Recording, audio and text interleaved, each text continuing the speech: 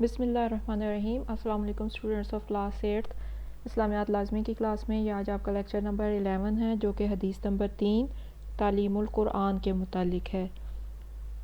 قرآن پاک اللہ تعالیٰ کی آخری کتاب ہے جو اس نے اپنے پیارے نبی حضرت محمد صلی اللہ علیہ وسلم پر نازل کی۔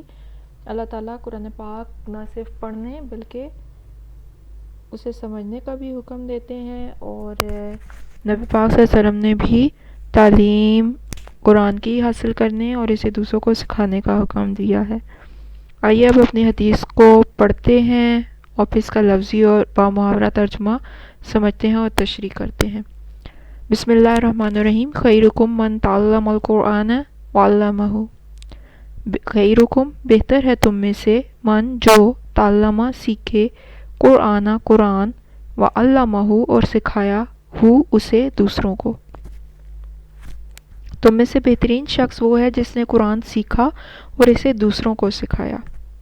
نفس مضمون یعنی اس حدیث میں کیا بات سمجھانے کی کوشش کی گئی ہے؟ اس حدیث مبارکہ میں قرآن پاک کی تعلیم کے حصول اور پھر اس تعلیم کو پھیلانے والے شخص کی اہمیت اور فضیلت کو بیان کیا گیا ہے، اور اس شخص کو بہترین شخص کہا گیا ہے۔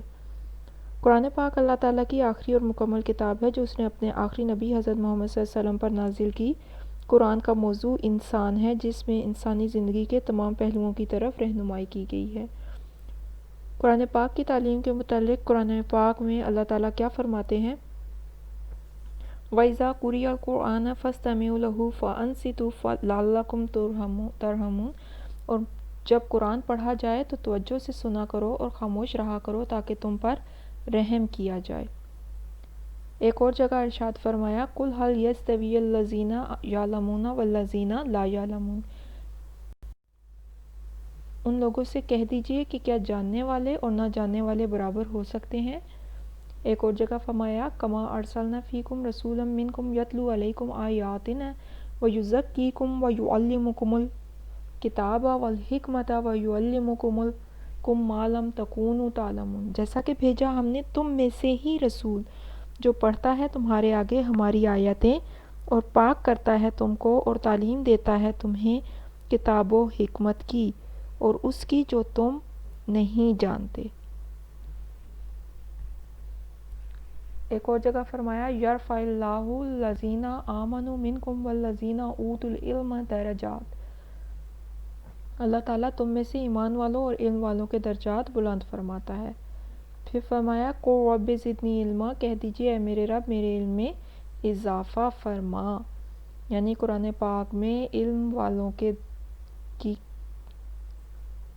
اہمیت، ان کے درجات بتائے گئے ہیں، اور یہ بات بتائی گئی ہے کہ اللہ نے جو اپنا نبی بھیجا ہے وہ بھی لوگوں کو وہی چیز پڑھ کے بتاتا ہے جو اللہ کی کتاب میں ہے، وہ خود سے کوئی بات نہیں کہہ رہا۔ قرآن پاک کی فضیلت از روئے حدیث۔ آپ صلی اللہ علیہ وسلم نے فرمایا، میرے بعد سب سے بڑا سخی وہ ہوگا جو علم سیکھے گا اور اسے دوسروں کو سکھائے گا۔ کیونکہ اس وقت جب نبی پاک صلی اللہ علیہ وسلم کا زمانہ تھا، اس وقت سب سے پہلے قرآن پاک کی تعلیم اور اس کے بعد پھر باقی علوم سیکھے جاتے تھے، جس میں طب تھا، گرامر تھی، فقہ تھا، یہ علوم تھے، لیکن سب سے پہلے قرآن پاک پڑھایا جاتا تھا۔ ایک اور جگہ فرمایا، اللہ تعالیٰ اس کتاب کے ذریعے ایک قوم کو بلند کرتا ہے اور دوسری قوم کو پست کرتا ہے۔ اس بات کا کیا مطلب ہے کہ جو اس کتاب کو ماننے والے ہیں، پڑھنے والے ہیں، اللہ تعالیٰ ان کو سربلندی عطا فرماتا ہے، کامیابی عطا فرماتا ہے، نہ صرف دنیا میں بلکہ جنت روز قیامت بھی۔ اور دوسری قوم یعنی وہ قومیں جو قرآن پاک کی تعلیم کو نہیں مانتی، قرآن پاک کا انکار کرتی ہیں، تو ان کا ٹھکانہ پستی ہے، ذلت ہے، اور نہ صرف دنیا میں بلکہ آخرت میں بھی۔ ایک اور جگہ فرمایا، قرآن پڑھا کرو اس لیے کہ قرآن سفارش کرنے والا ہوگا، اور پڑھا کرو ان دو صورتوں کو جو بہت چمکدار اور روشن ہیں، یعنی سورہ بقرہ اور سورہ آل عمران۔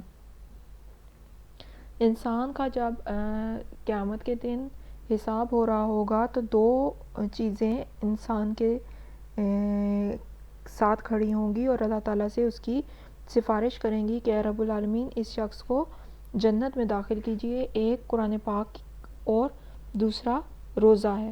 قرآن پاک اللہ تعالیٰ سے کہے گا کہ یا رب العالمین تیرا یہ بندہ راتوں کو جاگ جاگ کر میری تلاوت کرتا تھا، دن بھر بھوکا پیاسا رہتا تھا اور میری تعلیمات پر عمل کرتا تھا، تو اس کو بخش دیجئے۔ جبکہ روزہ کہے گا کہ یا رب العالمین، اس نے تیرے حکم کی خاطر تمام دن بھوک پیاس کو برداشت کیا، برے کاموں سے بچا رہا، تو آپ اس شخص کے حق میں میری سفارش کو قبول کیجئے اور اس کو جنت میں داخل کیجئے۔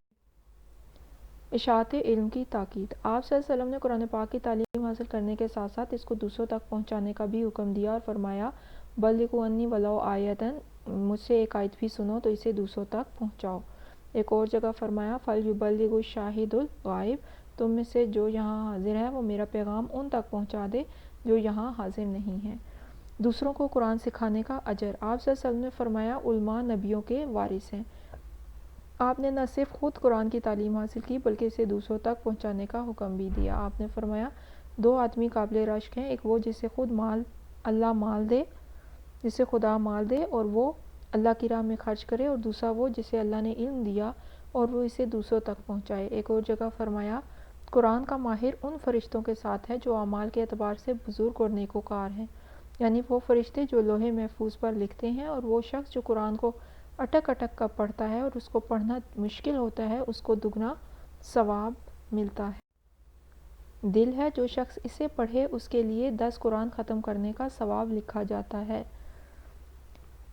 الغرض خلاصہ کلام یہ ہے کہ قرآن پاک کی تعلیم کو نہ صرف حاصل کرنے بلکہ اسے دوسروں کو سکھانے کا بھی حکم دیا گیا ہے، اور اس شخص کو بہترین کہا گیا ہے جو قرآن کی تعلیم خود حاصل کرنے کے ساتھ ساتھ اسے دوسروں کو بھی سکھاتا ہے۔ بقول اقبال قرآن میں ہو غوطہ زن اے مرد مسلماں، اللہ کرے تجھ کو عطا جدت کردار۔ اس کے ساتھ ہی ہمارا آج کا لیکچر ختم ہوتا ہے۔ مجھے امید ہے کہ آپ کو یہ لیکچر بہت اچھے طریقے سے سمجھ آ گیا ہوگا۔ آپ نے بہت اچھے طریقے سے اس کو اپنے کاپیز پہ لکھنا ہے اور یاد کرنا ہے۔